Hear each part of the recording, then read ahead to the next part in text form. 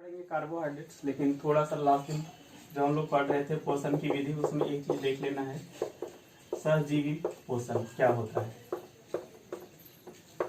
देखिए, एक आपका बताए थे हम परजीवी पोषण, पैरासाइटिक। पैरासाइटिक में क्या होता है, जैसे इसका एग्जाम्पल बोले थे कि मच्छर में पाया जाता है पैरासाइटिक परजीवी पोषण। तो आप देखिएगा कि जो इसमें मच्छर है, मच्छर को तो लाभ होता है, लेकिन जिससे ये पोषण प्राप्त करता है मनुष्य से, इसे लाभ नहीं होता है, जहां तक हानि ही है, बीमारी हो सकता है। तो यहाँ पर देखिए कि एक को लाभ होता है और दूसरे को हानि होती है। सहजीवी पोषण में क्या होता है कि यहाँ भी दो जीव होते हैं एक साथ और दोनों ही परस्पर लाभान्वित होते हैं, दोनों को एक दूसरे से लाभ पहुंचता है। इस तरह का पोषण पाया जाता है लाइकेन में, लीचेन। ये लाइकेन जो है, एक आपका फंगी और एक आपका एल्गी, दोनों का ये सहजीवी संबंध है। फंगी जो है आवास उपलब्ध कराता है, या कह सकते हैं रहने के लिए, और एल्गी जो है ये हरा होता है, इसमें प्रकाश संश्लेषण फोटोसिंथेसिस प्रोसेस होता है और ये भोजन प्रदान करता है।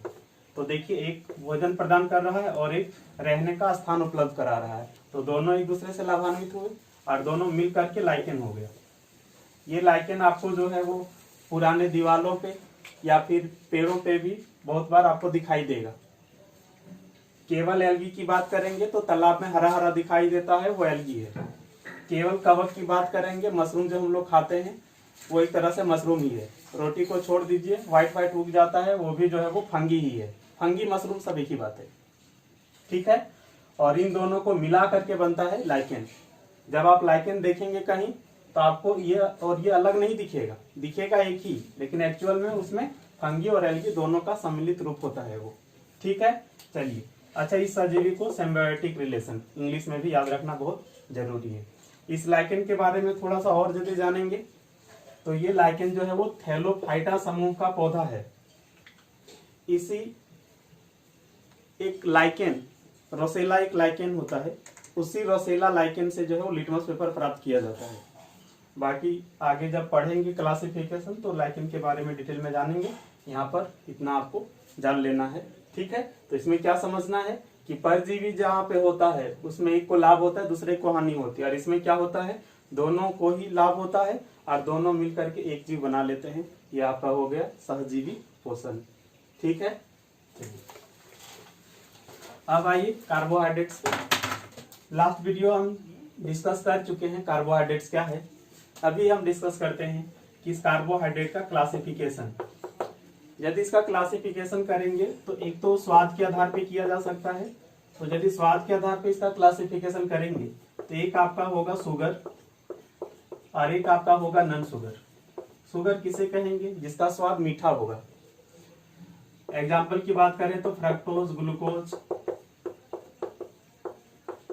नॉन शुगर कौन होगा, जिसका स्वाद मीठा नहीं होगा। उदाहरण के लिए सेलुलोज,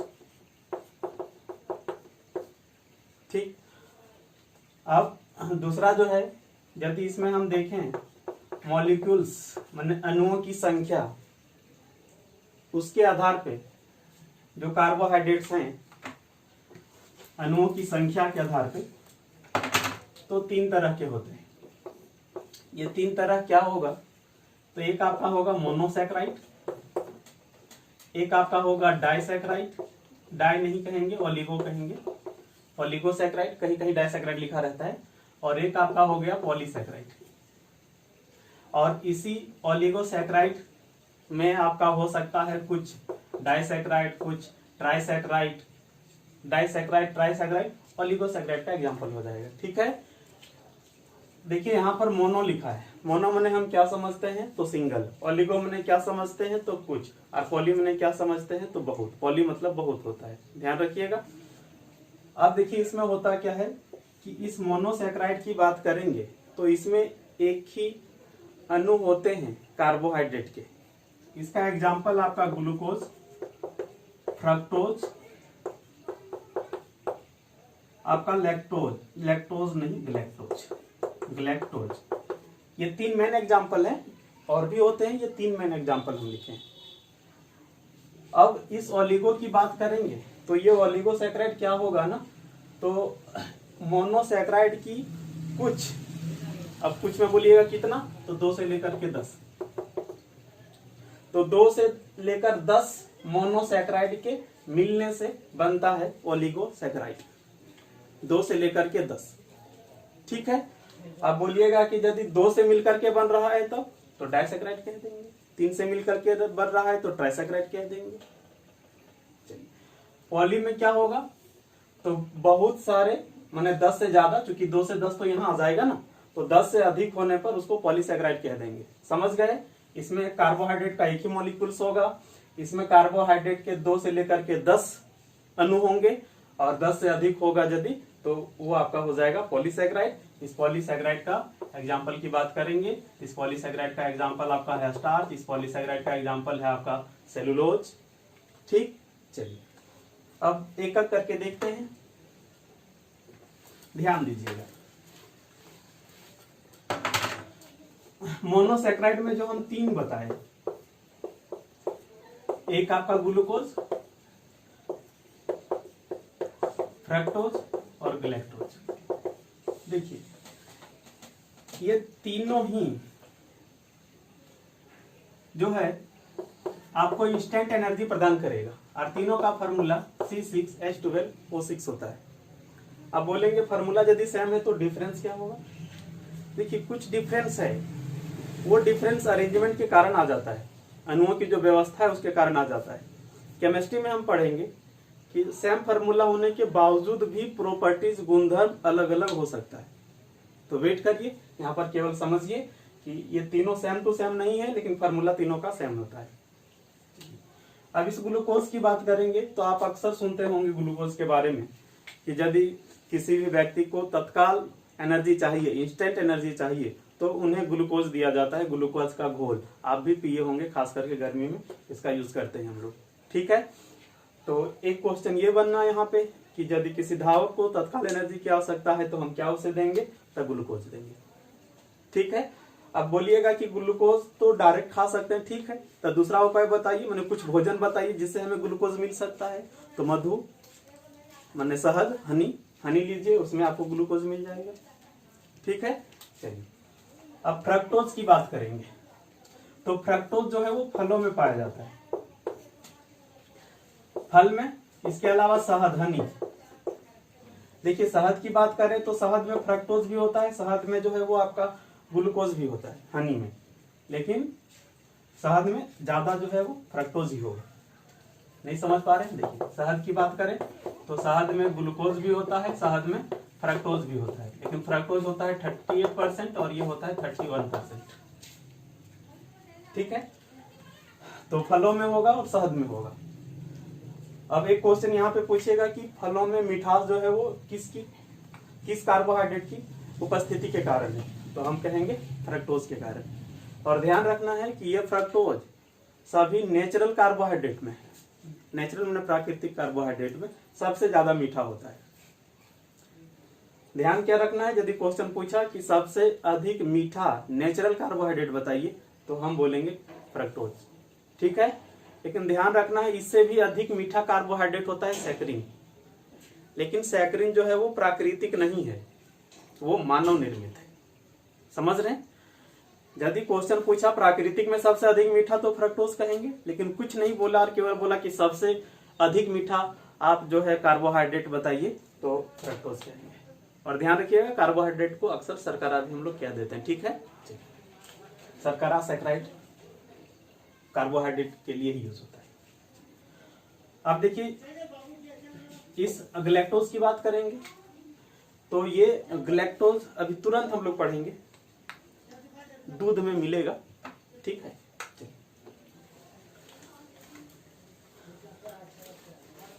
अब यहाँ पे थोड़ा सा मोनोसैकेराइड के बारे में और हमें जान लेना है कि यदि हम मोनोसैकेराइड के टाइप की बात करेंगे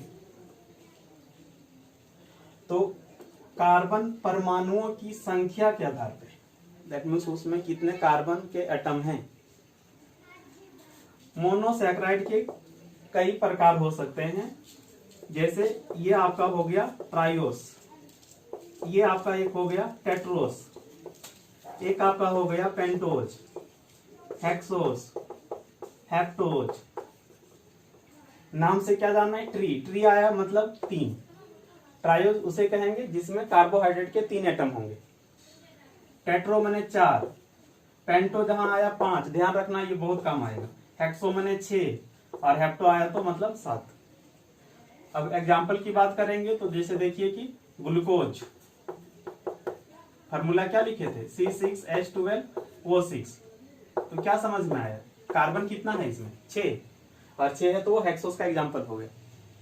समझ गए? एग्जाम में ये चीज पूछा हुआ है कि इसमें कौन हेक्सोस सर्कल है, तो ग्लूकोज हो जाएगा एक एग्जाम्पल। अब पेंटोज का एग्जाम्पल बात करेंगे तो इसका एग्जाम्पल है राइबोज। ये राइबोज यूज होता है न्यूक्लिक एसिड के निर्माण में। ध्यान रखना है कि हमारे शरीर में 2 तरह का न्यूक्लिक एसिड होता है, एक होता है डीएनए और एक होता है आरएनए। आरएनए राइबोन्यूक्लिक एसिड और ये आपका डीऑक्सी राइबोन्यूक्लिक एसिड, इन दोनों के ही निर्माण में राइबोज यूज होता है। ठीक है, और नोट से देखिएगा सारा एग्जांपल लिखा हुआ है।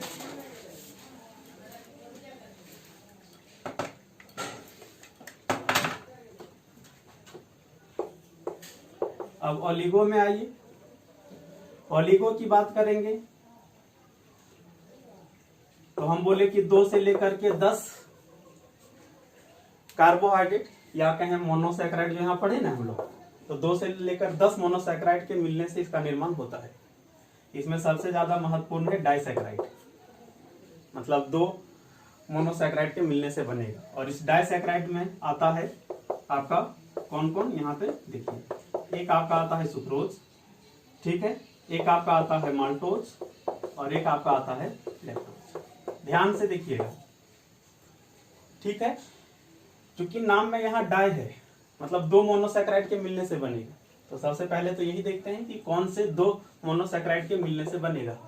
तो ये सुक्रोज की बात करेंगे तो ये सुक्रोज जो है वो आपका ग्लूकोज और फ्रक्टोज से मिलकर के बनेगा, ग्लूकोज और फ्रक्टोज, ठीक है।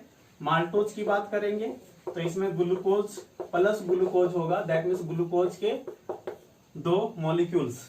लैक्टोज की बात करेंगे तो इसमें जो है आपका ग्लूकोज होगा और ग्लैक्टोज होगा, ग्लैक्टोज। ये याद कैसे रहेगा? अभी देखिए, तुरंत याद रहेगा। देखिए, ये जो सुक्रोज होता है ये आपका दानेदार होता है, क्रिस्टल। इसे हम लोग कॉमन भाषा में चीनी भी कह देते हैं या शर्करा, शुगर। अब बताइए चीनी हम लोग कहां से प्राप्त करते हैं? बोलिएगा सर, ईख से। ईख, कतारी, चुकंदर से भी प्राप्त होता है। ईख तो क्या है? फल। और ध्यान रखना है, हम क्या बताए थे, फलों में क्या होता है? फ्रक्टोज। तो जब सुक्रोज जैसे ही आया वैसे ही समझना है चीनी, और वैसे ही समझना ईख, और तुरंत दिमाग में लाना है फल है तो इसमें एगो फ्रक्टोज होगा तो एगो ग्लूकोज हो जाएगा, सिंपल, ठीक है। चलिए, अब इस माल्टोज की बात करेंगे तो ये माल्ट का मतलब अनाज होता है। जो हम अनाज लेते हैं, जैसे उदाहरण के लिए आपका गेहूं हो गया, चावल हो गया, ठीक है, और उसमें जो है माल्टोज पाया जाता है। खास करके जो अंकुरित अनाज होता है, जब अंकुर निकल जाता है तो उसमें माल्टोज की मात्रा बढ़ जाती है। अब सोचिए, यदि गेहूं है, चावल है, तो उसको फल तो नहीं ही कहेंगे? बोलिएगा नहीं, तो उसमें फ्रक्टोज नहीं होगा, ठीक है। तो ग्लूकोज ही 2 होंगे, समझ गए।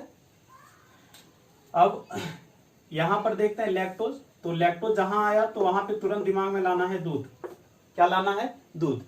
अब यहां पर देखिए दूध है, तो ग्लैक्टो में भी तो लैक्टो आया है, लैक्टो दूध, तो लैक्टोज में एगो लैक्टोज ग्लैक्टोज होगा और एगो ग्लूकोज हो जाएगा। और दूध इन दोनों में तो आना नहीं चाहिए, इसमें आएगा दूध वाला, लैक्टोज में। तो दूध में जो कार्बोहाइड्रेट पाया जाता है वो लैक्टोज, और लैक्टोज किससे मिलकर के बना है? तो ग्लूकोज प्लस ग्लैक्टोज, ठीक है। चलिए, अब आप लोग सोच करके बताइएगा, क्वेश्चन पूछेगा कि इनमें से किसको टेबल शर्करा के नाम से जानते हैं? टेबल शर्करा किसको जानेंगे? बताइए, टेबल शर्करा किसको कहेंगे? गैस करिए, जो लोग पढ़े हैं उन लोग बता देंगे और बाकी लोग गैस भी कर सकते हैं। सुक्रोज होगा, ठीक है। क्यों कहेंगे इसे टेबल शर्करा, बताइए। देखिए हम लोग अक्सर देखते होंगे कि चाय वगैरह बनाते हैं, उसमें चीनी डालते हैं और उसको पीते हैं टेबल पर बैठ करके, है कि नहीं। मिठाई भी खाते हैं तो उसमें भी चीनी डालते हैं, तो उसको टेबल पर बैठकर खाते हैं कि नहीं। इसलिए सुक्रोज को कहा जाता है टेबल शर्करा, ठीक है। चलिए, ये बहुत इंपॉर्टेंट चीज हो गया, ध्यान रखिएगा। और यहाँ पे एक चीज और आप जान लीजिए, क्या कि जहां भी लैक्टो आया न कि दूध हो जाएगा। कुछ और चीजें यहाँ पर देख लेते हैं, जैसे कि दूध की शुद्धता प्योर है या नहीं, उसको मापने के लिए यूज करते हैं लैक्टोमीटर। हो गया, मीटर है मैंने कुछ मापने के लिए यूज होगा, और लैक्टो मैंने दूध, तो दूध की शुद्धता मापने के लिए क्या होता है, लैक्टोमीटर। दूध में जो कार्बोहाइड्रेट पाया जाता है, अभी हम लोग क्या पढ़े, लैक्टोज। क्या पढ़े, लैक्टोज। अच्छा, कंफ्यूज हो रहे हैं क्या, मत होइएगा कंफ्यूज। ओज आया है ना लास्ट में, क्या आया है, लैक्टोज। तो यदि ओज आया है लास्ट में तो कार्बोहाइड्रेट होगा, इतना ध्यान रखना है। हालांकि हर कार्बोहाइड्रेट में लास्ट में ओज नहीं है, जैसे हम स्टार्च की बात करें तो ओज नहीं है, लेकिन जिसमें ओज है वो तो कार्बोहाइड्रेट होगा। और हम लोग डाइजेस्टिव सिस्टम पढ़ेंगे तो पता चलेगा कि इसको पचाने के लिए जो एंजाइम होगा उसमें एज लगा होगा, समझ रहे हैं। जैसे लैक्टोज क्या है, ओज लगा है, कार्बोहाइड्रेट होगा, और इसको पचाने के लिए जो एंजाइम यूज होता है उसमें एज लगा रहेगा लास्ट में, तो लैक्टेज, समझ रहे हैं। सुक्रोज को पचाने के लिए सुक्रेज, ठीक है। तो दूध में क्या पाया जाएगा, कार्बोहाइड्रेट, लैक्टोज, सही। दूध में जो बैक्टीरिया होता है उसको बोलते हैं लैक्टोबैसिलस। दूध जब खट्टा हो जाता है तो उसमें आ जाता है लैक्टिक एसिड। तो ये सारा लैक्टिक से आप ध्यान रखिएगा। बचपन में आप देखे होंगे एक चॉकलेट खरीद के खाते होंगे, वहां लैक्टो, उसमें देखिए दूध पूरा छापा हुआ रहता था, वहां लैक्टो। तो लैक्टो दैट मीन्स दूध, ठीक है। अभी कंफ्यूजन से आप बच सकते हैं, इतना सारा चीज आप आसानी से पकड़ पाएंगे।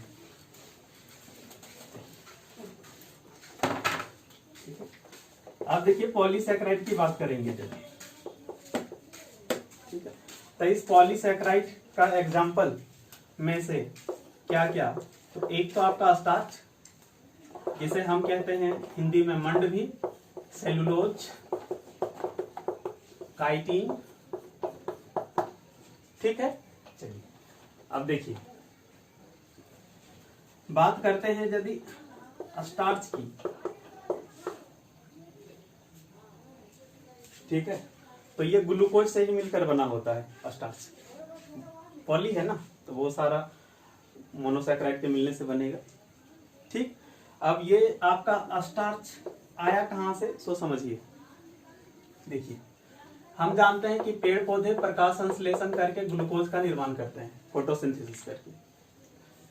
पेड़ पौधे कुछ ग्लूकोज अपनी जैविक क्रियाओं में खर्च कर देते हैं। पेड़ पौधों में भी श्वसन होता है और बाकी जैविक क्रियाएं होती हैं, तो उसे एग्जीक्यूट करने, पूरा करने में कुछ ग्लूकोज जो है वो खर्च हो जाता है, और बचा हुआ जो ग्लूकोज है वो स्टार्च के रूप में संग्रहित हो जाता है।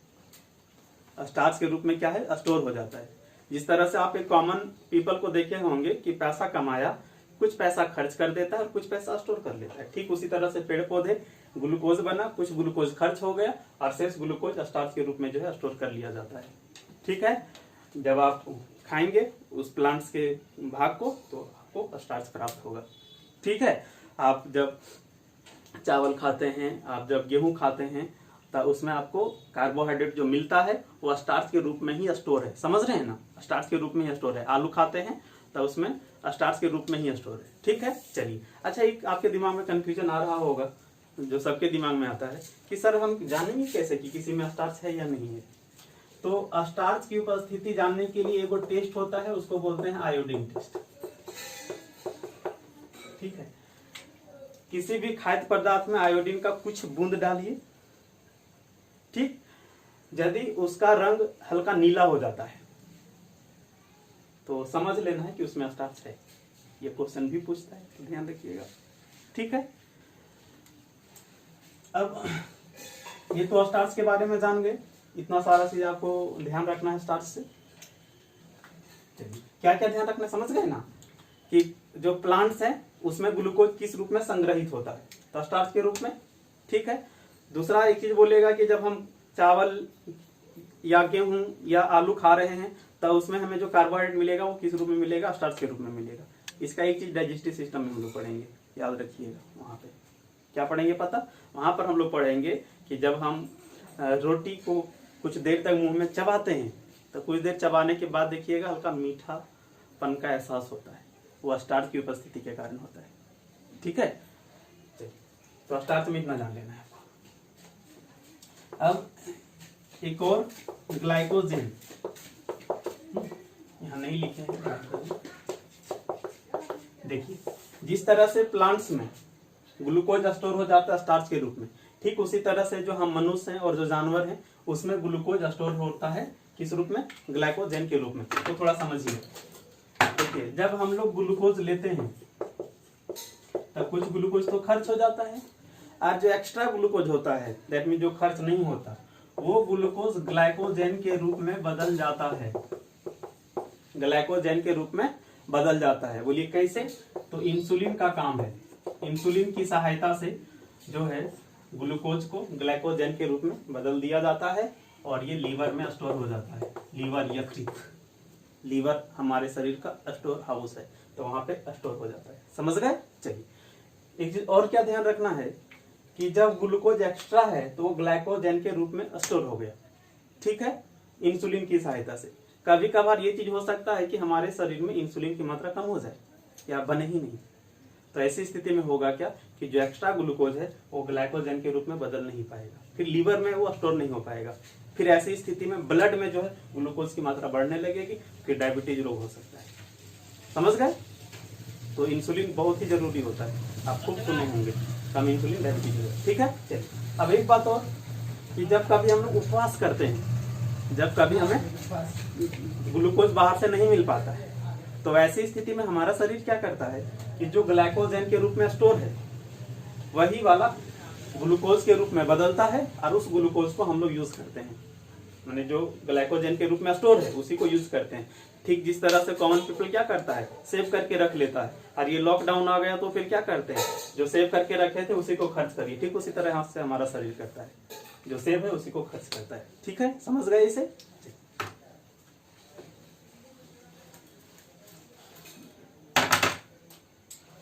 अब इसके बारे में देखिए, सेलुलोज। ये आपका जो सेलुलोज है प्लांट की जो कोशिकाएं होती है, सभी जीवों का शरीर कोशिकाओं से मिलकर बना होता है। तो जो प्लांट की कोशिकाएं होती है उसका जो दीवार होता है चारों तरफ, भित्ति बोलेंगे, वाल कहेंगे, वो सेलुलोज से ही मिलकर के बना होता है, सेलुलोज से ही मिलकर के बना होता है। तो प्लांट में जो सेल वाल है वो किससे मिलकर बना होगा, सेलुलोज से मिलकर के बना होगा। और इसी के कारण पेड़ पौधे में, मतलब जो सेलुलोज से जो इसका सेल वाल बना है ना, इसी से पेड़ पौधे में मजबूती आती है। इसको तो सेल पढ़ेंगे तो पूरा डिटेल में समझा पाएंगे, अभी बस इतना ध्यान रखिए कि प्लांट में सेल वाल किससे बना होगा, तो सेलुलोज से मिलकर के बना होगा। ठीक है। और इसके अलावा जो हम लोग खाने में फाइबर लेते हैं वो फाइबर भी कुछ नहीं बल्कि सेलुलोज ही है। और एक चीज आप ध्यान रखे होंगे कि वो फाइबर हमारा शरीर पचा नहीं सकता, मतलब सेलुलोज जो है हमारा शरीर, माने मनुष्यों का शरीर पचा नहीं सकता, इसलिए फाइबर का हमारे शरीर में कोई यूज नहीं है। यूज केवल ये है कि उससे जो है हमारा डाइजेस्टिव ट्रैक्ट साफ रहता है पूरा, जो है आपका कब्ज या दूसरा जो पेट का बीमारी है वो नहीं होगा, मल त्याग बहुत आसानी से हो जाएगा। समझ रहे हैं। और ये यदि आप फाइबर नहीं समझ पा रहे हैं तो सब्जी, हरा सब्जी, साग खाते हैं तो उससे आपको फाइबर प्राप्त होता है। बहुत बार दांत में देखिए फंस जाता होगा तो वो फाइबर ही फंस जाता है ना, लंबा लंबा सा साग वगैरह खाते हैं। ठीक है, समझ गए। हाँ, तो फाइबर कुछ नहीं क्या है, सेलुलोज है। अच्छा, हम नहीं पचा सकते लेकिन जानवर इसे पचा सकता है, इसलिए जानवर देखिएगा पत्ती उत्ती कुछ खा ले तो पचा देता है, लेकिन आप नहीं पचा पाइएगा। ठीक है। अब एक क्वेश्चन और पूछता है यहाँ पे, ध्यान रखना है कि मनुष्य क्यों नहीं पचा सकता। इसका रीजन ये है कि इसको पचाने के लिए जिस एंजाइम की आवश्यकता है वो एंजाइम हमारे शरीर में, माने मनुष्यों के शरीर में नहीं बनता है। जानवरों के शरीर में है तो वो पचा लेता है, हम लोग नहीं पचा पाते। ओके, इस क्वेश्चन को घुमा के 2-3-4 बार पूछा हुआ है तो ध्यान रखिएगा। ठीक। और चलते चलते एक चीज और क्या ध्यान रखना है कि जो हम लोग पेपर देखते हैं, पेपर कागज जिस पे लिखते हैं, और जो रेशा होता है, रेशा नहीं आपका कॉटन, कपास, वो रासायनिक रूप से सेलुलोज ही होता है। ठीक है।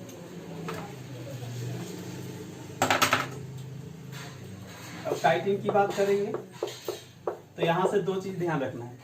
क्या कि जिस तरह से प्लांट में जो सेल है उसका जो सेल वाल है किससे मिलकर बना होता है, किससे बना होता है, सेलुलोज से।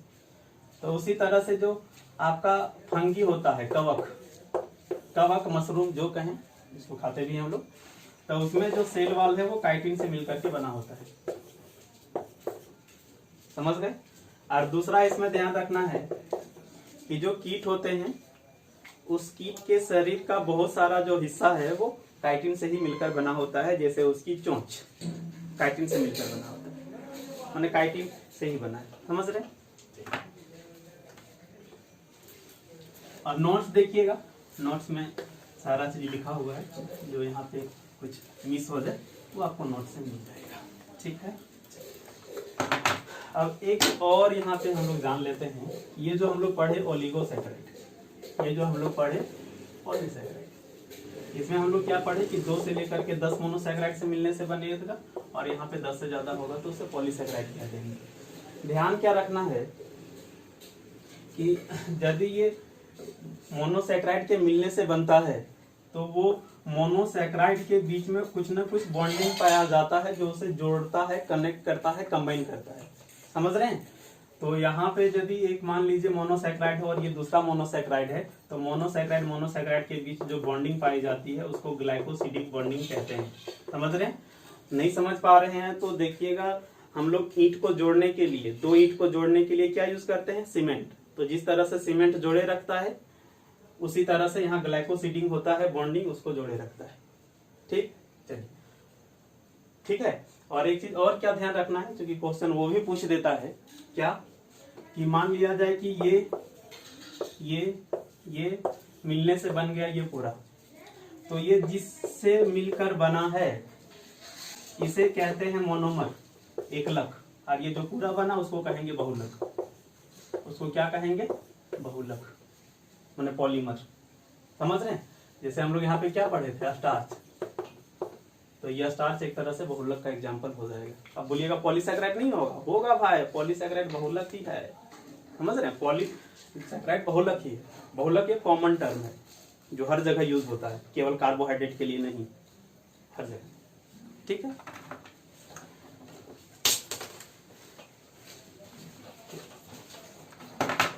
अब देखिए ये जो कार्बोहाइड्रेट है इसका क्या यूज, तो इसका तो सबसे ज्यादा यूज होता है हमारे शरीर में एनर्जी सप्लाई में।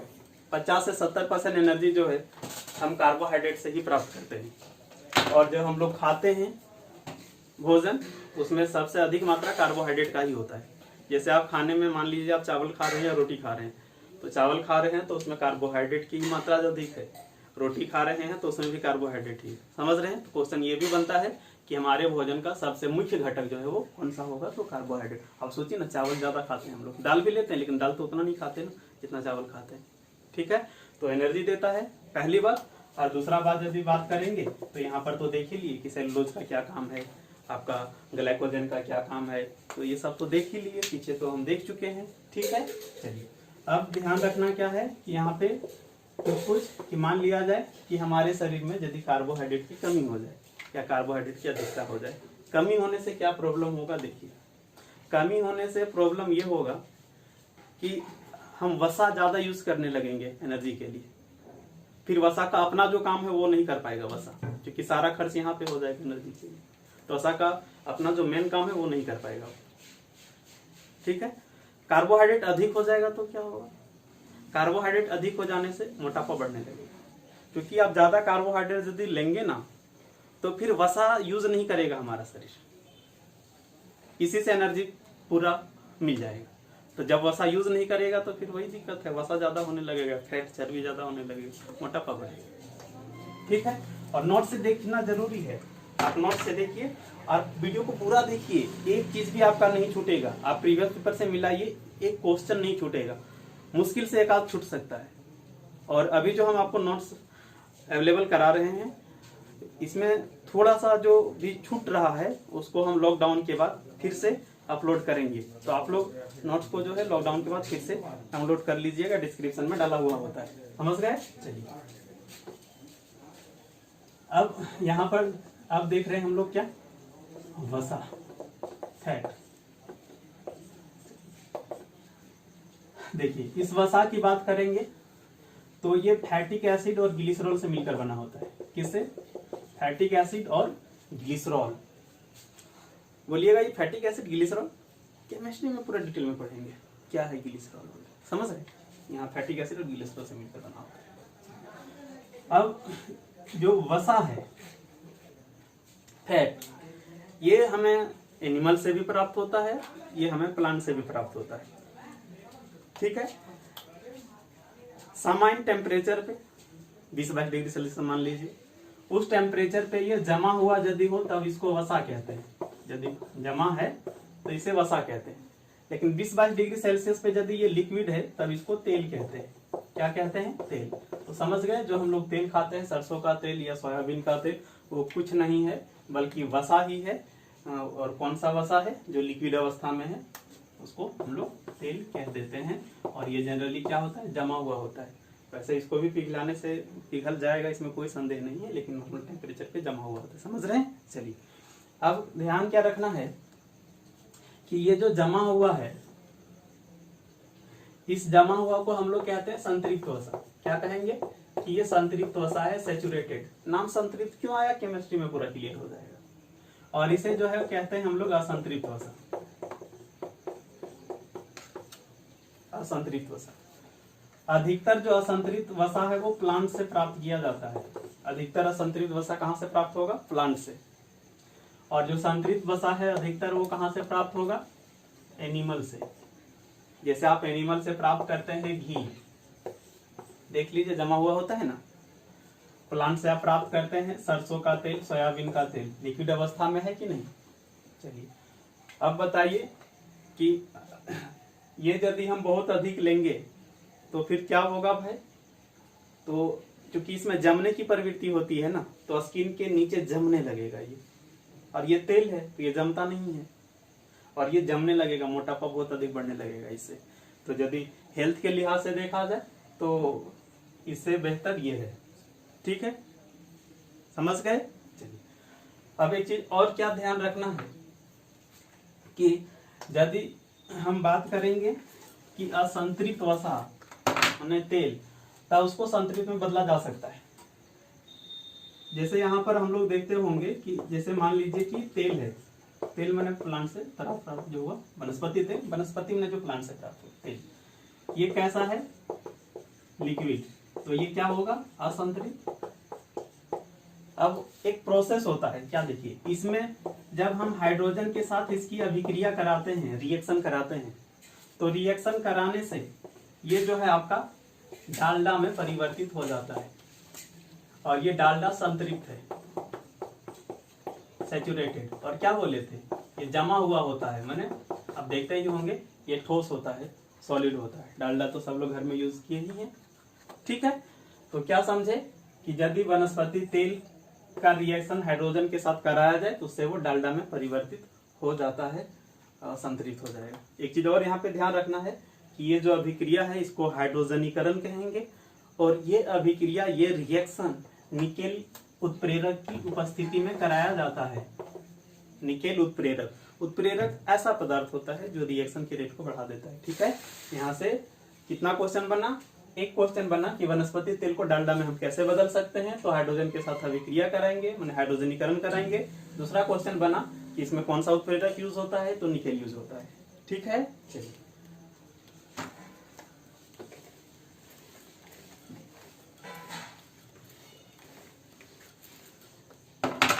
अब आप लोग बताइए कि ये जो वसा है इसका कार्य कुछ कुछ तो आप लोग बताएंगे तो देखिए इसका एक तो कार्य होता है एनर्जी प्रदान करना। हम क्या पढ़े थे कि कार्बोहाइड्रेट कितना एनर्जी देता है, 50 से 70%। हमारे शरीर के टोटल एनर्जी रिक्वायरमेंट का 50 से 70% कार्बोहाइड्रेट से आता है, तो बाकी तो कहाँ से आता है, तो बाकी आता है वसा से और प्रोटीन से। समझ रहे हैं? तो इससे भी एनर्जी प्राप्त होगा, लेकिन ध्यान क्या रखना है कि यदि हम 1 ग्राम कार्बोहाइड्रेट लेते हैं तो उससे 4.2 कैलोरी एनर्जी प्राप्त होता है। हम यहाँ कैलोरी लिख रहे हैं, बहुत जगह किलो कैलोरी लिखा रहता है। एग्जाम में जो ऑप्शन दिया उसको ध्यान रखें तो आप कैलोरी मान कर चलिए। अभी समझ रहे हैं? तो 1 ग्राम कार्बोहाइड्रेट से कितना एनर्जी प्राप्त होगा, 4.2 कैलोरी। लेकिन वही 1 ग्राम यदि हम फैट की बात करेंगे तो 1 ग्राम फैट जो है वो 9 कैलोरी एनर्जी प्रदान करता है। समझ रहे हैं? तो यदि प्रति ग्राम के हिसाब से देखा जाए तो वसा लगभग 2 गुनी एनर्जी न दे रहा है। ठीक है, तो यहाँ पे क्या क्वेश्चन बना कि प्रति ग्राम के हिसाब से ज्यादा एनर्जी कौन देता है, तो हम कहेंगे वसा। समझ रहे हैं? लेकिन क्वेश्चन पूछेगा हमारा शरीर ज्यादा किसे यूज करता है एनर्जी के लिए, तो ज्यादा यूज करता है कार्बोहाइड्रेट को, क्योंकि 50 से 70% वहां से आ रहा है। समझ रहे हैं? तो हम जो है ज्यादा यूज करते हैं कार्बोहाइड्रेट का एनर्जी के लिए, लेकिन 1 ग्राम की बात करें तो वसा ज्यादा एनर्जी प्रदान कर सकता है। ठीक है, चलिए, तो ये चीज हो गया, वसा का एक काम हो एनर्जी प्रदान करना। दूसरा इसका काम क्या होता है, दूसरा इसका काम होता है ये तापरोधी होता है। तापरोधी माने हमारे शरीर का जो ताप है उसमें उसको बाहर नहीं जाने देता है, रोक के रखता है। ठीक है, हम क्या बताए आपको, ये वसा जो है हमारे स्किन के नीचे जमा हुआ होता है। तो जिस तरह से कंबल क्या करता है, उष्मा को बाहर नहीं जाने देता, ठीक इसी तरह से ये भी रोक के रखता है, उष्मा को बाहर जाने नहीं देता। ठीक है, खास करके ठंड के दिन में देखते होंगे कि डॉक्टर ऐसा भोजन लेने का सलाह देता है जिसमें वसा की मात्रा अधिक हो। वसा अधिक होगी तो उसमें बाहर नहीं जाएगा, ठंड से बचे रहे। समझ गए? चलिए, तीसरा इसका क्या काम है, चोटों से बचाता है। बोलिए कैसे? देखिएगा कि कभी इस हिस्से में जब आपको चोट लग जाए, देखिए बहुत अधिक मतलब खतरनाक तरीके से एकदम दिमाग झंझना जाता है, और इधर चोट लगे तो ज्यादा महसूस नहीं होता है। क्या रीजन है? देखिए यहाँ पर जो है वो वसा ना के बराबर है, लेकिन इधर वसा ज्यादा होता है, तो वसा गद्दा का काम करता है। समझ रहे हैं कि नहीं, रजाई जैसे। हाँ, तो चोट से हमें बचा लेता है। ठीक है, चलिए, उसके बाद जो है जो हमारे शरीर में जो सेल होता है ना, सेल में एक होता है आपका प्लाज्मा मेम्ब्रेन, कोशिका झिल्ली। समझ रहे? झिल्ली मैंने जाली टाइप का समझना है। समझ रहे? तो जो कोशिका झिल्ली है वो वसा का ही बना होता है। देखिए वसा की कमी से क्या हानियां होगी। एक तो हानि ये होगा कि शरीर हमारा कमजोर हो जाएगा, सुस्त हो जाएगा, एनर्जी नहीं मिल पाएगा, क्योंकि कुछ एनर्जी वसा भी प्रदान करता है, तो एनर्जी पूरा नहीं हो पाएगा आपके शरीर में। दूसरा क्या है कि स्किन में जो है वो झुर्री पड़ने लगेगा, चमड़ी में स्किन के नीचे फैट जमा है ना, और वो कम हो जाए तो स्किन सिकुड़ने लगेगा, वही वह झुर्री पड़ने लगेगा, और भी तरह की परेशानियां हो सकती है स्किन में। अधिक हो तो क्या होगा, देखिए अधिक हो तो एक तो ये दिक्कत है कि वो चर्बी के रूप में जमने लगेगा, मोटापा बढ़ेगा। दूसरा प्रॉब्लम ये आएगा कि जो धमनी होता है, जिसको आर्टरी कहते हैं, जिसे होकर के ब्लड हमारा फ्लो करता है, तो उस धमनी की दीवारों में जो वसा है वो जमने लगता है कोलेस्ट्रॉल के रूप में। तो फिर आपका ब्लॉकेज होगा, वो माने वो उसका रास्ता रुकेगा, फिर जो है वो हार्ट से रिलेटेड प्रॉब्लम, हार्ट फेल वगैरह हो सकता है। तो ये सब प्रॉब्लम हुआ आपका। नोट्स देखिएगा। अब प्रोटीन देखते हैं। देखिए प्रोटीन प्रोटियोज से बना है, और प्रोटियोज का मतलब होता है महत्वपूर्ण। अब क्या इसका मतलब है महत्वपूर्ण, और ये किसके लिए महत्वपूर्ण है? देखिए सबसे पहले बात कर लीजिए यहाँ पे कि जो प्रोटीन है इसका एक तो काम है एनर्जी प्रदान करना, रेयर केस में एनर्जी भी प्रदान करता है। इसका सबसे ज्यादा यूज होता है सेल माने कोशिका के निर्माण में भाग लेना। कोशिका सेल जो है उसमें प्रोटोप्लाज्म होता है, कोशिका द्रव्य होता है। जब सेल पढ़ेंगे तो वहां पर मिलेगा। तो वो जो प्रोटोप्लाज्म है उसका अधिकतर पार्ट जो है वो प्रोटीन से ही मिलकर बना होता है, और नहीं तो आप सिंपल समझिए कि सेल के निर्माण में प्रोटीन हिस्सा लेता है। आप यदि इस सेल के निर्माण में यदि प्रोटीन कम पड़ जाए, मतलब प्रोटीन हो ही नहीं, तो फिर होता क्या है कि शरीर की वृद्धि रुक जाएगी। जो बच्चे हैं जिसमें ग्रोथ हो रहा है उसमें बहुत अधिक मात्रा में प्रोटीन की आवश्यकता होती है, क्योंकि उससे बॉडी का निर्माण होता है। ठीक है, और यदि वो कम हो गया तो आपका उसका ग्रोथ जो है वो रुक सकता है। ठीक है, अब क्वेश्चन यहाँ पे ये पूछता है कि जो बच्चे हैं उन्हें प्रोटीन बहुत अधिक मात्रा में क्यों चाहिए, क्योंकि उसका शरीर ग्रो कर रहा है। अब बोलेंगे कि यदि बच्चे हैं तो उन्हें चाहिए, उसका शरीर ग्रो कर रहा है। अब जो बड़े हो गए हैं, जो एडल्ट हो गए हैं, क्या उन्हें प्रोटीन की आवश्यकता नहीं होगी? तो ध्यान रखिए, प्रोटीन की आवश्यकता उन्हें भी होगी। उसका शरीर भले ना ग्रो कर रहा हो, लेकिन ध्यान क्या रखना है कि हमारे शरीर में हर मिनट लाखों लाख कोशिकाएं मर जाती है और उसके स्थान पर नई कोशिकाएं बनती है। तो नई कोशिकाओं के बनने के लिए तो प्रोटीन जरूरी है। इसके अलावा आप देखे होंगे कभी चोट लग जाता है, घाव हो जाता है, गड्ढा हो जाता है, कुछ दिन बाद वो भर जाता है, तो क्या वहाँ सीमेंट लेप दिए थे? नहीं, तो वो क्या है, कोशिका से ही भरा। तो यदि आप प्रोटीन नहीं लेंगे तो फिर वो सब तो नहीं हो पाएगा ना। तो प्रोटीन सबको चाहिए, लेकिन अधिक मात्रा में किन्हें चाहिए? तो बच्चों को चाहिए। लेकिन जो ग्रामीण क्षेत्र के लोग होते हैं, बच्चे खास करके, उन्हें जो है प्रोटीन नहीं मिल पाता है। आप देखते होंगे सरकार इसके लिए क्या किया, तब मिड डे मील में जो है वो दूध ऐड किया। हाँ, दूध में पर्याप्त मात्रा में प्रोटीन होता है, दूध, अंडा। अब जिस तरह से कार्बोहाइड्रेट, वसा पढ़े, तो उसी तरह से प्रोटीन जो है आपका किससे मिलकर बना होगा? तो एमिनो एसिड से मिलकर बना होगा। माने कहेंगे क्या ये कि एमिनो एसिड का ये क्या है? बहुलक है, पॉलीमर है। अभी कुछ देर पहले हम बताए थे। ठीक है, तो बोलिएगा यहाँ पे जो है वो कौन सा बॉन्डिंग पाया जाएगा? कोई ना कोई तो बॉन्डिंग होता है। हाँ, तो आप बताइएगा, अगला दिन हम आपसे क्वेश्चन पूछेंगे कि यहाँ पे कौन सा बॉन्डिंग पाया जाता है। ठीक है, एमिनो एसिड किस बॉन्डिंग से जुड़े होते हैं। अब यहाँ देखिए इसका सोर्स, प्रोटीन कहाँ कहाँ से प्राप्त होगा, काफी महत्व। देखिए सबसे इसका जो अच्छा सोर्स है वो आपका है सोयाबीन। सोयाबीन में जो है वो 42% होता है प्रोटीन। बहुत लोग इसे समझ नहीं पाते हैं कि क्या इसका मतलब है। इसका मतलब ये है कि सोयाबीन में प्रोटीन होता है, कार्बोहाइड्रेट होता है, वगैरह वगैरह, बाकी भी पोषक पदार्थ होते हैं, लेकिन उन सब में सबसे अधिक 42% प्रोटीन होता है। समझ गए? तो प्रोटीन सबसे अधिक पाया जाएगा सोयाबीन में। दूसरे नंबर पे आपका मूंगफली। आप बचपन में सुने होंगे, मम्मी मम्मी भूख लगी, खा लो बेटा मूंगफली। अब सोचिए उसकी मम्मी मूंगफली खाने क्यों बोली? क्योंकि बच्चे को बहुत अधिक मात्रा में चाहिए प्रोटीन, और यदि मूंगफली खाए तो उसको प्रोटीन मिल सकता है पर्याप्त मात्रा में। सोचिए उसकी मम्मी कितना बायोलॉजी जानती होगी, मूंगफली खाने बोल रहे हैं। ठीक है, इसके अलावा जो है आपको मछली से मिल सकता है, मांस से मिल सकता है। ये सब नहीं खाना चाहिए, पनीर खाइए, दूध में भी प्रोटीन मिलता है। तो ये सभी प्रोटीन के रिच सोर्स हैं। इसके अलावा आपका दाल। ठीक, तो यहां से भी बहुत क्वेश्चन बनता है, ध्यान रखिएगा। और ये क्वेश्चन तो बहुत इंपॉर्टेंट है। अब देखिए इसकी कमी से क्या प्रॉब्लम होगा, वो तो बता ही दिए कि बच्चे हैं तो शरीर का ग्रोथ रुक जाएगा, बड़ों में भी प्रॉब्लम होगा। अब बच्चों में इसकी कमी से जो रोग होता है उसको क्वासिरकोर कहते हैं। क्वासिरकोर, प्रोटीन की कमी से कौन सा रोग हो जाता है बच्चों में? क्वासिरकोर। इसमें ग्रोथ रुक जाता है, कुपोषण का शिकार हो जाता है।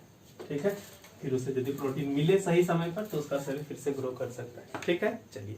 और एक चीज और जानते होंगे कि बहुत लोग बॉडी बनाने के लिए कुछ दवा ववा खरीद के खाते हैं, तो देखिएगा उसमें प्रोटीन ही होता है, क्योंकि प्रोटीन से ही सेल बनेगा और कोशिकाएं सेल बनेगी तो हमारा शरीर पूरा मोटा होगा। हाँ, ठीक है। अब देखिए यहाँ पे कि जो प्रोटीन है इसका प्रकार, यदि आकार के आधार पर देखेंगे, माने उसका शेप के आधार पर देखेंगे, तो एक आपका फाइब्रस होगा जिसका आकार लंबा होता है रस्सी की तरह, और एक आपका ग्लोबुलर होगा जिसका आकार गोल होता है ग्लोब की तरह। इसका एग्जाम्पल आपका कीरेटिन, नाखून वगैरह में पाया जाता है। इसका एग्जाम्पल आपका एल्ब्यूमिन, अंडा में होता है। इसका एग्जाम्पल आपका केसिन, दूध में होता है। ठीक है, चलिए। तो एक हुआ शेप के आधार पे यदि देखें तो दो प्रकार का हो गया ये। दूसरा, यदि उसके संरचना, बनावट को देखें, तो बनावट को देखें तो ये 3 तरह का हो सकता है। उसमें 2 मेन है, एक आपका होगा सरल प्रोटीन और एक आपका होगा कंजुगेटेड, माने संयुग्मित होगा, और एक डेराइव्ड होता है, व्युत्पन्न। देखिए सरल प्रोटीन किसे कहेंगे? जिसमें ओनली एंड ओनली प्रोटीन होगा, और प्रोटीन मतलब एमिनो एसिड है ना। प्रोटीन किससे बना होता है? एमिनो एसिड से। तो जिसमें केवल प्रोटीन हो या कहें केवल एमिनो एसिड हो, वो आपका सरल प्रोटीन कहलाएगा। और जिसमें प्रोटीन माने एमिनो एसिड के अलावे भी कुछ और दूसरा पदार्थ हो तो उसे कंजुगेटेड कहेंगे। कंजुगेटेड का मतलब ही होता है जिसमें कुछ मिला हो। इसका एग्जांपल आपका हो गया हीमोग्लोबिन। आप नाम से यहाँ पर यदि देखिएगा तो ये ग्लोबिन है प्रोटीन, और इसमें हीमो जुड़ा हुआ होता है। हीमो माने होता है लोहा। कहाँ पाया जाता है हीमोग्लोबिन? हमारे ब्लड में। हाँ, फॉस्फोप्रोटीन। हाँ, तो कुछ ना कुछ जुड़ा हुआ होगा, जैसे यहाँ हीमो जुड़ा है, किसी में फॉस्फोरस जुड़ा हुआ होगा, तो ये सभी कंजुगेटेड हो जाएंगे। ठीक है, चलिए। और यही दो जो है वो नेचुरली मिलता है। ये डेराइव्ड जो है एक्चुअल में अलग है नहीं। ये डेराइव्ड होता क्या है, तो इन दोनों के जलीय अपघटन माने हाइड्रोलाइसिस माने जल की सहायता से तोड़ना, और पूरी तरह से नहीं तोड़ना है, आंशिक रूप से तोड़ना है। तो जब इनका आंशिक जलीय अपघटन होता है तो ये वाला प्राप्त होता है। जैसे जब पाचन होता है ना, तो वहां पे आपको चीज मिलेगा कि एक जो प्रोटीन है वो दूसरे में टूटता है। इसका एग्जाम्पल की बात करें तो पेप्टोन।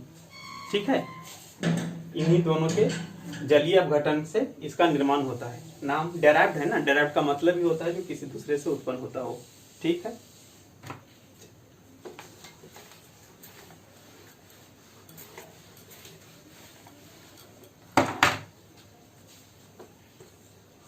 प्रोटीन हो गया। अब देखिए आपका विटामिन।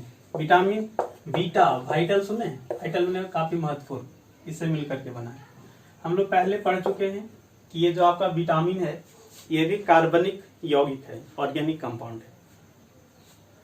याद करिए फिर से, कार्बोहाइड्रेट, वसा, फैट, प्रोटीन और विटामिन, ये सभी ऑर्गेनिक हैं, सभी कार्बनिक हैं। कार्बन सब में होगा, ऑक्सीजन भी होता है, हाइड्रोजन भी होता है इन सब में। लेकिन ध्यान रखना है कि जो प्रोटीन है इसमें कार्बन, हाइड्रोजन, ऑक्सीजन के अलावे नाइट्रोजन भी होता है, ये ध्यान रखना है प्रोटीन में। ठीक है, अच्छा एक चीज और क्या आप ध्यान रखिएगा इन सब में, यहाँ पे यहीं पर देख लीजिए कि कार्बोहाइड्रेट की बात करें जैसे ग्लूकोज वगैरह, तो देखिए वो पानी में घुल जाता है आसानी से, हर नहीं घुलेगा। जैसे ग्लाइकोजन की बात करें तो नहीं घुलेगा, लेकिन ग्लूकोज को घोलिए घुल जाता है। तो कुछ जो है पानी में घुलता है, कुछ नहीं घुलता है। वसा की बात करिए तो पानी में नहीं घुलता है। वसा, तेल, चर्बी घोल के देखिए पानी में नहीं घुलता है। ठीक है, तो यहाँ पे कोई नोट्स में पढ़े तो ये चीज मिलेगा। ठीक है, तो ध्यान रख लीजिएगा। तो यहाँ पे तो हम अभी फिलहाल विटामिन का बात कर रहे हैं। ठीक है, चलिए अब यहाँ देखिए विटामिन की बात करें यदि, तो हम लोग विटामिन बाहर से लेते हैं भोजन के रूप में, और बहुत कम मात्रा में लेते हैं। और जो हम लोग खाद्य पदार्थ लेते हैं तो उसी में हमें विटामिन मिल जाता है। जैसे आप चावल खाए तो कार्बोहाइड्रेट मिला, और उसी चावल में विटामिन B1 भी मिल जाता है। समझ रहे हैं? आप दूध लिए, दूध, तो उससे भी आपको कुछ कुछ विटामिन मिल जाएगा। आप एक सुने होंगे गोल्डन राइस, तो उससे आपको विटामिन A मिल जाता है। कार्बोहाइड्रेट के साथ भी दूसरा विटामिन मिल जाएगा। ठीक है, तो हम लोग विटामिन बाहर से भोजन के रूप में लेते हैं। ध्यान रखना है। एक चीज और क्या ध्यान रखना है, एक आपका हार्मोन होता है। ये हार्मोन हम लोग बाहर से लेते नहीं, बल्कि इसका निर्माण शरीर के अंदर होता है। निर्माण जो है शरीर के अंदर होगा। ध्यान रखना है, विटामिन में से एक विटामिन D है, इसका निर्माण शरीर के अंदर भी हो सकता है। बाहर से भी ले सकते हैं और निर्माण शरीर के अंदर भी हो सकता है। धूप में जब हम लोग खड़ा रहते हैं ना, तो हमारा शरीर विटामिन D खुद भी बना लेता है। आप भोजन के रूप में ले सकते हैं और सूर्य की रोशनी में खुद भी बन जाता है। तो चूंकि निर्माण शरीर के अंदर हो जाता है, इसलिए इसको हार्मोन कहा गया है। हम क्या बोले, हार्मोन ऐसा पदार्थ जिसका निर्माण शरीर के अंदर होता है। तो ये आपका विटामिन D हार्मोन है। क्यों है? तो इसका निर्माण शरीर के अंदर हो जाएगा, धूप की उपस्थिति में हो जाता है इसका निर्माण। ठीक है, और काम बहुत हद तक मिलता है विटामिन और हार्मोन का। ठीक है, तो एक क्वेश्चन तो ये बहुत इंपॉर्टेंट आपका हो गया, हार्मोन किसे कहते हैं और क्यों कहते हैं। ठीक है, चलिए अब चूंकि ये भी ऑर्गेनिक कंपाउंड है, तो इसमें भी जो है वो वैसा ही होगा जैसा बाकी में होता था। जैसे हम मान लेते हैं कि यहाँ पर हम लिए विटामिन A, तो जो विटामिन A है वो रेटिनॉल से मिलकर बना होता है। रेटिनॉल होता है इसमें, कुछ और भी होते हैं लेकिन रेटिनॉल ज्यादा होता है, इसलिए हम लोग अक्सर कहते हैं कि विटामिन A का एक और नाम है रेटिनॉल, क्योंकि उसमें रेटिनॉल की मात्रा ज्यादा है। एक तरह से ये इसका रासायनिक नाम हो गया। समझ रहे हैं? क्वेश्चन ऐसे भी लिख सकता है बहुत बार कि विटामिन ए में कौन सा ऑर्गेनिक पदार्थ है, तो रेटिनॉल। बहुत लोग कंफ्यूज हो जाते हैं कि हम तो रेटिनॉल केमिकल नेम पढ़े थे, यहाँ पे क्या आ गया? तो भाई रेटिनॉल ही है, इसलिए इसका केमिकल नाम जो है वो रेटिनॉल है। समझ रहे हैं? चलिए, अब जो है जो विटामिन हैं उन विटामिन को हम दो भाग में बांट सकते हैं। एक ऐसा विटामिन जो वसा में घुलता है, फैट में, एक ऐसा विटामिन जो जल में घुलता है। जल में घुलने वाला विटामिन बी और सी, बी में पूरा B1 से लेकर B12 तक हो जाएगा, जिसको बी कॉम्प्लेक्स कहते हैं, ये जल में घुल जाता है। और जो बाकी हैं ए, टी, ई और के, ये आपका वसा में घुलता है। ठीक है, अब देखिए जो जल में घुल जाता है, पानी में घुल जाता है, तो पानी में जब घुल जाता है तो ये उत्सर्जन, एक्सक्रेशन, मूत्र का जब हम लोग त्याग करते हैं तो ये हमारे शरीर से बाहर चला जाता है, तो ये शरीर में स्टोर नहीं होता। ठीक है, यहाँ पे 2-3 क्वेश्चन आपको ध्यान रखना है। एक तो क्वेश्चन ये ध्यान रखना है कि कौन जल में घुलनशील है, ये सबको आता है। एक और कि कौन हमारे शरीर में स्टोर नहीं होता, तो ये स्टोर नहीं होगा, ये उत्सर्जन के माध्यम से बाहर से चला जाएगा शरीर से। ठीक है, और एक और क्वेश्चन पूछता है कि जब हम फल को काटते हैं या सब्जी को काटते हैं तो कौन सा विटामिन नष्ट होता है, तो वही ना नष्ट होगा जो पानी के साथ घुल जाता है। तो ये पानी के साथ घुल जाता है और पानी हम लोग जानते हैं फेंक देते हैं, तो ये विटामिन नष्ट हो जाता है। ठीक है, और ये सभी विटामिन जो है चूंकि वसा में घुलते हैं, क्या हम लोग वसा कभी शरीर से बाहर त्याग करते हैं मूत्र के साथ या कहीं और? तो नहीं, वसा हमारे शरीर के अंदर रहता है, वहीं पे खर्च हो जाता है। मतलब ये हमारे शरीर में स्टोर होता है। आप सोचिए कि कोई भी चीज अधिक मात्रा में हो तो वो हानिकारक ही है, ये हमेशा ध्यान रखना है। कुछ भी अधिक मात्रा में तो हानिकारक है। तो क्वेश्चन ये भी पूछा हुआ है, जीएसएससी के एग्जाम में भी पूछा हुआ है कि इनमें से कौन सा विटामिन का संग्रह हमारे शरीर में हानिकारक है, तो यही होगा। इसका तो संग्रह होता ही नहीं है, इसका होता है हानिकारक है। ये ज्यादा होगा तो हानिकारक तो होगा ही। ठीक, फिर अगला दिन यहाँ से देखेंगे।